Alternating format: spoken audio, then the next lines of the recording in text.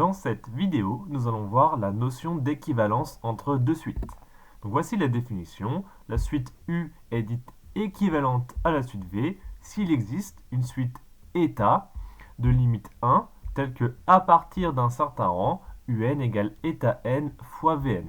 Donc on dit qu'une suite U est équivalente à une suite V si à partir d'un certain rang, on a cette relation-là, donc UN est égal à état n fois Vn, du coup avec état n, une suite qui tend vers 1. Et on note ça de cette façon, UN équivalent avec une vague à Vn. Donc, propriété, c'est une propriété qui est très utile pour résoudre des exercices avec des équivalents. On suppose que V ne s'annule pas à partir d'un certain rang. Alors dire que les suites UN est équivalente à Vn, c'est équivalent à dire que la limite quand n tend vers plus l'infini de un sur Vn est égale à 1. Donc un est équivalent à Vn si et seulement si la limite de un sur Vn est égale à 1. Donc on va démontrer cette propriété, ça se démontre assez rapidement. On utilise la définition. Donc un est équivalent à Vn, ça veut dire que il existe état n, une suite, donc il existe état n appartenant à l'ensemble des suites, cette suite qui tend vers 1, limite de état n égale 1, et donc ça c'est juste la définition, hein, il existe une suite état n de limite 1, et à partir d'un certain rang, donc ça c'est le raccourci de à partir d'un certain rang, j'ai un égale état n fois Vn. Donc ça c'est juste la définition. Je continue. Donc c'est équivalent à ce qu'il existe état n appartenant à l'ensemble des suites, tel que la limite de état n est égale à 1, et à partir d'un certain rang, donc je peux diviser par Vn, puisque Vn ne s'annule pas à partir d'un certain rang, donc c'est bien pour ça que je mets aussi à partir d'un certain rang, donc un sur Vn est égal à état n.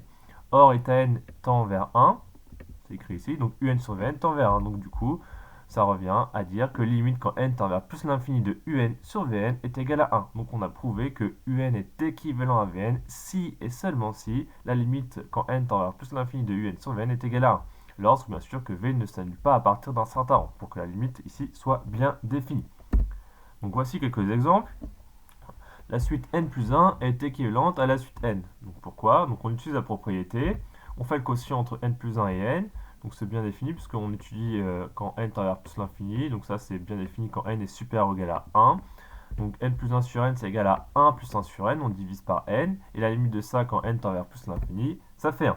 Donc du coup on a prouvé que le quotient tendait vers 1, ce qui prouve bien que les deux suites sont équivalentes. Donc on va faire la même chose, ln de 1 plus 1 sur n c'est équivalent à 1 sur n. Alors pourquoi? On fait la limite du quotient, donc ça c'est bien défini quand n tend vers plus l'infini, puisque 1 sur n c'est différent de 0 quand n est supérieur ou égal à 1. Donc ça, on remplace x par 1 sur n, changement de variable, donc quand n tend vers plus l'infini, 1 sur n tend vers 0. Donc 1 sur n tend vers 0, donc on remplace x par 1 sur n, donc du coup x tend vers 0. X tend vers 0, et limite quand x tend vers 0. On fait juste un changement de variable, x égale 1 sur n.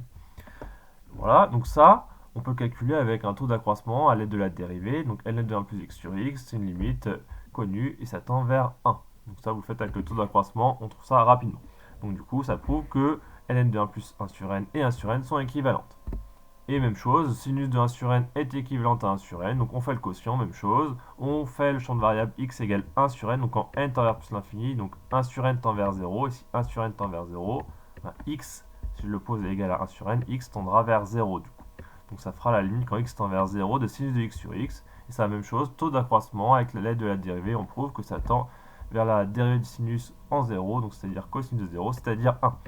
Donc la dérivée de sinus de x sur x égale à 1, et donc du coup, on a prouvé que le quotient tendait vers 1, ainsi sinus de 1 sur n est bien équivalente à 1 sur n.